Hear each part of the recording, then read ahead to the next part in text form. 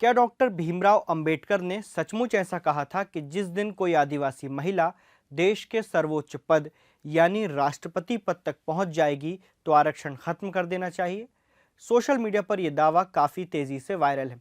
इस वीडियो में मैं आपको इसी दावे का सच बताऊंगा। दरअसल ये ऐसी मनगढ़ंत कहानी है जिसका सच से कोई संबंध नहीं है।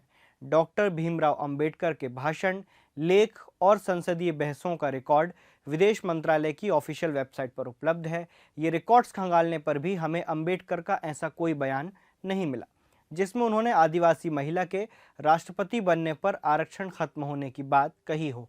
लेकिन हाँ, ऐसे बयान हमें ज़रूर मिले जिसमें अंबेडकर ने न सिर्फ आरक्षण का समर्थन किया था बल्कि आरक्षण जारी रखने को सही ठहराया था। इसका एक उदाहरण देखिए। डॉक्टर अंबेडकर और राव बहादुर आर श्रीनिवासन ने 4 नवंबर 1931 को शोषित तबकों के विशेष प्रतिनिधित्व को लेकर एक मेमोरेंडम तैयार किया था। यहां अंबेडकर ने दलितों के आरक्षण को लेकर सीटों की एक फिक्स संख्या की बजाय उनके अनुपात के हिसाब से, यानी जितनी दलितों की पॉपुलेशन है उसके आधार पर आरक्षण पर जोर दिया था। साथ ही ये भी कहा था, अगर नई जनगणना जिस पर दलित वर्ग का कोई नियंत्रण नहीं हो सकता, दलित वर्ग की जनसंख्या का कम अनुपात दिखाती है या प्रांतों के प्रशासनिक इलाकों में बदलाव किया जाता है जिससे पॉपुलेशन का संतुलन बिगड़ जाए, तो दलित वर्ग को यह हक होगा कि वो प्रतिनिधित्व के अपने अनुपात की समीक्षा करें और यहां तक कि अपने वेटेज का दावा करें। महाराष्ट्र सरकार ने अंबेडकर के लेखों और भाषणों के संकलन के लिए एक प्रोजेक्ट की शुरुआत की थी। इसी प्रोजेक्ट के तहत डॉक्टर बाबा साहब अंबेडकर राइटिंग एंड स्पीचेस के एडिटर प्रोफेसर हरि नारके से हमने संपर्क किया, ये जानने के लिए कि वायरल मैसेज में कितनी सच्चाई है।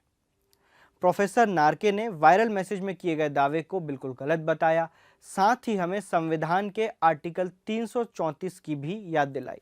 उन्होंने कहा कि आर्टिकल 334 आरक्षण यानी रिजर्वेशन की लिमिटेशंस पर बात करता है। अगर अंबेडकर ने वाकई ये कहा होता कि आदिवासी महिला के राष्ट्रपति बनने पर आरक्षण को खत्म कर देना चाहिए तो ये बात इस आर्टिकल में जरूर होती। 25 जुलाई 2022 को द्रौपदी मुर्मू ने भारत के राष्ट्रपति के रूप में शपथ ली और वो देश की पहली आदिवासी महिला राष्ट्रपति बन गई हैं। ऐसे में ये समझना ज़्यादा मुश्किल नहीं है कि अंबेडकर का बताकर वायरल हो रहा है ये गलत मैसेज अभी ही क्यों वायरल हो रहा है। पहला मौका नहीं है जब डॉक्टर अंबेडकर को लेकर सोशल मीडिया पर कोई भ्रामक दावा किया गया है।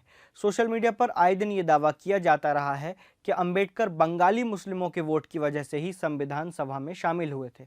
हालांकि सच्चाई ये है कि जिस वक्त संविधान बनकर तैयार हुआ, अंबेडकर संविधान सभा में बॉम्बे का प्रतिनिधित्व कर रहे थे, ना कि बंगाल का। अगर आप ऐसे किसी पोस्ट, फोटो, वीडियो या किसी भी दावे का सच जानना चाहते हैं तो हमें हमारे व्हाट्सएप नंबर 9643651818 या फिर मेल आईडी webkuf@thequeen.com पर भेज सकते हैं।